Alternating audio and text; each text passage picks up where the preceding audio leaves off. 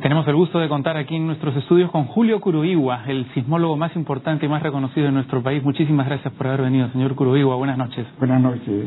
Usted debe haber seguido atentamente la campaña municipal. ¿Siente que ha habido suficiente énfasis entre los candidatos en este tema tan delicado? Mire, hay la autocrítica que hacemos. Las universidades no están formando los profesionales que el país necesita para reducir los riesgos de desastre. Y eso se refleja en la propuesta de los candidatos. Creo que uno o dos nomás ha hecho una propuesta más o menos seria. Ajá. Y como hemos visto en las vistas anteriores, Lima, donde somos más de 9,5 millones de habitantes, realmente estamos en gran riesgo. Ajá. Ahora, en el Cusco, y es uno de los casos que más se está mencionando, hubo 8 muertos esta semana con un temblor de 5.1 grados en la escala de Richter, que es algo bastante suave, digamos, no claro, ni comparado con un terremoto de 8 grados, ni nada por el estilo. ¿Por qué? Bueno, yo creo que hay dos factores. El epicentro ha estado cerca porque la onda P, que es el ruido, si es muy cerca, la onda S, que es la sacudida, llegó muy pronto. Algo parecido que pasó en Puerto Príncipe. Entonces la gente no tuvo tiempo de que el ruido lo alerte y se escape. Y otra cosa, esas construcciones son muy débiles. Le pasó una ayuda a memoria al jefe del INDECI para que investigue el tipo de suelo, a ver si es necesario trasladar esa ciudad o no. Ahora, parte de este debate, y lo hemos visto en el informe, tiene que ver con el suelo, ¿verdad? Es decir, la calidad del suelo es fundamental a la hora de saber, digamos, qué tan seguros estamos. El problema es que en Lima, por ejemplo, tenemos muchas calidades de suelo, no una sola, ¿verdad? Bueno, felizmente la mayor parte de Lima, todo el centro, el valle de Lima, está asentado en buen suelo. Tanto es así que las construcciones del centro, que son de adobe, que son más que centenarias, han resistido todos los terremotos. En cambio, en La Molina ya no queda ni una casa de adobe. ¿Eso es por el suelo de La Molina? Bueno, está encerrado entre el cerro, entonces las ondas rebotan. Ya. Pero el caso más grave y riesgoso está en el Callao. ¿Por qué el Callao? Dos motivos. Tiene un suelo con materia orgánica, suave, las ondas sísmicas se amplifican mucho. Eso ha sido verificado con registro del terremoto del año 7, que se han registrado en diferentes partes del Lima, y se nota ahí claramente que se amplificaron. Ajá. Usted visita el cercado del Callao, hay casas más deterioradas que las que hemos visto en el centro de Lima. Y está en zona de inundación severa por tsunami. Sí. Entonces, si ocurre un sismo, la gente queda atrapada, va a ser imposible rescatarla. ¿Es imposible rescatar, por ejemplo, a la gente de La Punta? Bueno, la gente de La Punta son gente de clase media, bien educada. Sí. Aún así, a pesar de que un alcalde que fue funcionario de una agencia internacional las capacitó mucho, sin embargo, el 15 de agosto del año 7, la evacuación fue algo así como un caos. Un caos. Así que, bueno, yo creo que ahí hay mucho que hacer también. Ajá. Y lo que respecta a la parte antigua del Callao, si es que no se hace una medida audaz, esa gente va a estar por décadas en ese riesgo. Entonces, una de las ideas que yo tengo y propongo al Comité Olímpico Peruano, que estudien la posibilidad de reemplazar esas casas que están cayendo por edificios de 12, 14 pisos. La evacuación vertical que ya le hemos planteado hace años, ahora internacionalmente se piensa así. Y hemos desarrollado también una tesis de maestría, un chico que ahora está en posgrado haciendo su doctorado en Purdue. Sabemos cómo diseñar contra terremotos y contra tsunamis. Ajá. De tal manera que esa gran inversión que se va a hacer para los Juegos Panamericanos es una única oportunidad, porque iban a estar 2 semanas. Y después toda esa gente que vive en esas casas que están deterioradas se pueden ubicar en esos edificios altos. Una curiosidad, que es la de evacuación vertical, ir hacia el techo del edificio. Nosotros hemos escogido en el Callao, por ejemplo, el edificio de lo que fue la CPB, ahora es la SUNAT, y el Banco de la Nación. Son edificios que van a sobresalir por encima. Pero antes hemos verificado que sus muros resistan, las placas resistan un terremoto, porque si vienen abajo, adiós. Entonces, resisten el terremoto primero, y felizmente no suceden simultáneamente, sino sucede el terremoto y unos 25 a 30 minutos después vienen varias olas, no es una sola. Así que los que están ahí tienen que quedarse por lo menos 24 horas. Que además no es exactamente una ola, sino una onda de energía de agua, claro, ¿verdad? son varias. Y generalmente las más destructivas es entre la tercera y la sexta. Eso tiene que conocer la gente. Ahora, ¿qué tanto influye la construcción? ¿Qué tanto debe conocerse el correcto empleo de los materiales para que las construcciones sean más seguras? Bueno, el riesgo, o sea, el colapso depende del suelo y cuán vulnerable es. Bueno, yo creo que los que vivimos en la parte central del valle son suelo bueno, diseñada por profesionales, arquitectos e ingenieros, con una tecnología que desarrollamos en Chimbote, son la ingeniería confinada.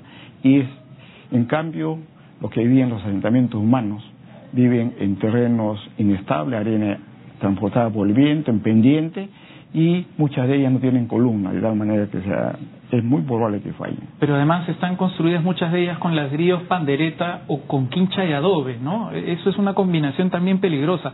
¿Cómo podría solucionarse? Porque estos materiales creo que pueden ser reforzados, ¿no? Claro, yo creo que hay que visualizar la aspiración que tienen los peruanos, que por ahora están en situación económica no adecuada, pero ellos dicen material noble. Ellos quieren ladrillo. Yo creo que el ladrillo no cuesta mucho si se le refuerza convenientemente, y el techo con columnas y su vía collar encima. Mientras le pueden poner su aligerado, que es costoso, le pueden poner un tipo de techo, pues el muro ya queda seguro, y sobre todo no construir en sitios donde el peligro es alto, como es sitios por donde bajan huaicos, por ejemplo, en Chaclacayo o en Chosica, o en lugares como Cerro Corvino, donde se ve claramente. Hace años que estamos haciendo eso. Claro, hay un caso de un sismo, claro.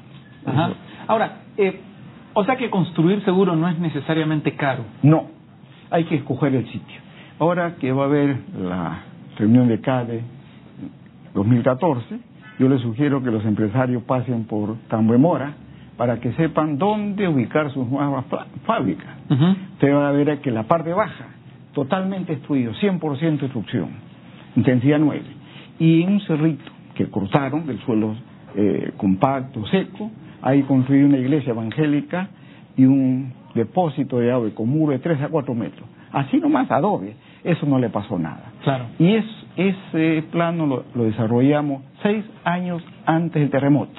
Al propósito, nosotros entre el año 98 y el año 2012, entre INDECI y PNUD hemos desarrollado los mapas de peligro múltiple de 175 ciudades. Y fue reconocido una convocatoria internacional, el primer puesto entre 81 proyectos. Y que no suceda que ese dato se pierda.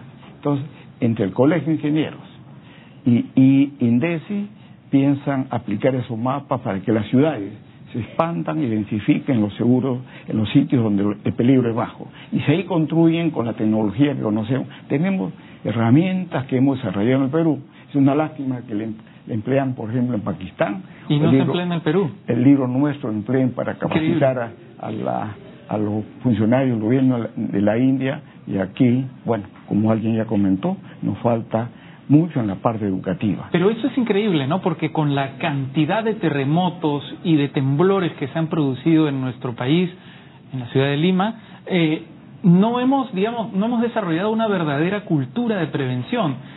Yo solamente he revisado muy superficialmente parte de la información que existe, y hace 40 años hubo un terremoto que fue salvaje, el terremoto del 74.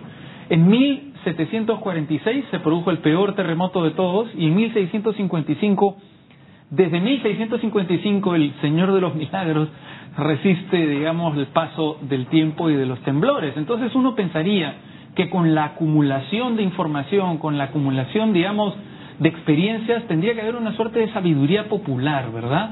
Pero eso no ocurre aquí. ¿Por qué? Bueno, como dije hace un momento, las universidades no están formando a los profesionales que el país necesita para la reducción del riesgo de desastre. Tampoco se cumple con la política de Estado 32, en la cual tuve durante décadas siguiendo. Ya es. La política de Estado dice que en todos los niveles educativos debe enseñarse la gestión del riesgo de desastre, cómo manejar. Simplemente hay que cumplir la ley. Y este gobierno, ¿qué ha dicho? El artículo 111 del PSM del año 12 dice que la gestión del riesgo de desastre es de obligatorio cumplimiento para todas las autoridades. Ojo, los alcaldes que vienen, si es que sucede algo en su distrito y no han tomado medidas, pues le va a caer la ley. Así que es bueno que sigan el ejemplo del CEA, por ejemplo, y todos los candidatos y los que van a ser electos, comenzando por los subgerentes de defensa civil.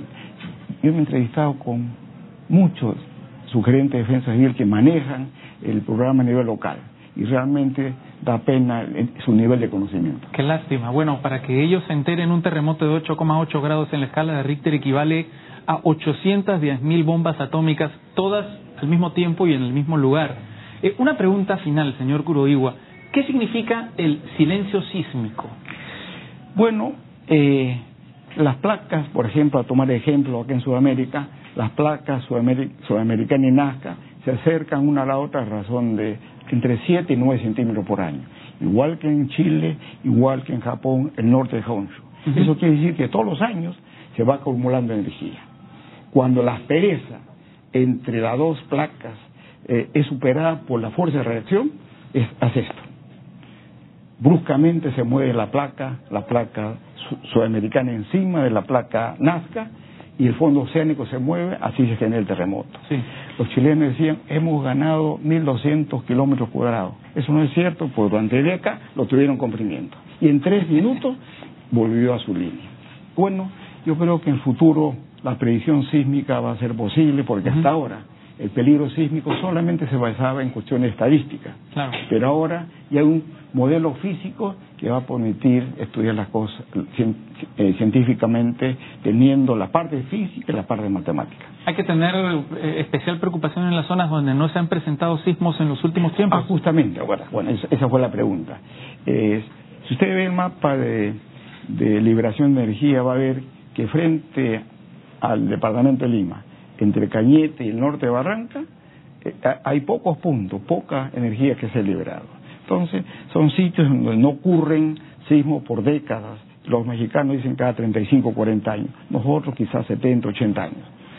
Y si no han ocurrido sísmicos, tenemos que asumir que hay energía acumulada y en cualquier momento se puede liberar. A propósito, mencionaste que es el año 74, ya hace varias décadas, y debe haber una buena cantidad de energía, así que tenemos que prepararnos. Bueno, señor Kuroiwa, muchísimas gracias por venir a Puntos de Vista para compartir con todos nuestros televidentes sus conocimientos y su gran capacidad didáctica, además, para hablar de este tema tan fundamental, ¿no?, del que se habla poco, quizá porque se salta generaciones un terremoto al otro.